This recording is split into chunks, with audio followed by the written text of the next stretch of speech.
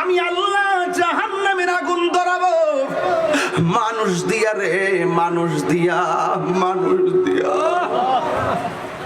এই লাকড়ি যদি আল্লাহ তাহিরিরে বানাই, এই গলাবাজির দাম নাই। এই লাকড়ি যদি তাহিরিরে দিয়া বানাই, এই বাহাদুরির কোনো দাম নাই। ও বন্ধুরে, জাহান্নামের আগুন বলে আল্লাহ মানুষ দিয়া ধরাইব।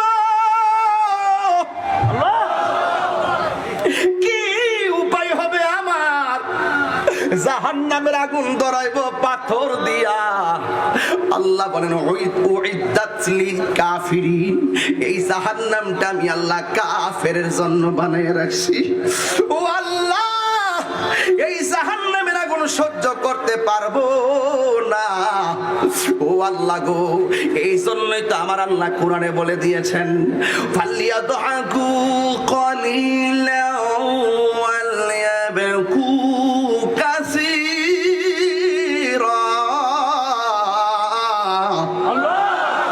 আল্লাহ রাব্বুল আলামিন বলে, ও দুনিয়ার মানুষ, কম কম করে হাসো, বেশি বেশি করে কাঁদো। কম কম করে হাসো, বেশি বেশি করে কাঁদো। কেন কেন? কই জাহান্নামের আগুন ধরাইবো আমার আল্লাহ মানুষ দিয়া।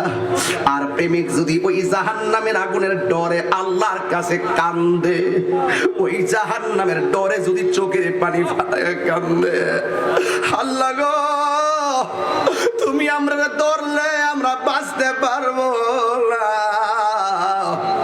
আর চোখের পানি ফালায়া ফালায়া যদি বুকটা বাসাইতে পারো। আমরা তো মোবাইল দেখতে দেখতে চোখের পানি শুকায়া বানাইছি। আমার নবী কই, উম্মত চোখের পানিও যদি না আসে রে, কান্নার বান কর। তোর মনের খবর পৃথিবীর কেউ জানে না, একজন জানে। জবান খুলে বলুন তিনি কে? একটু মায়া কইরা কন্যা আল্লাহ, একটু দয়া কইরা কন্যা আল্লাহ। গুনাহ মাফের মালিক কে?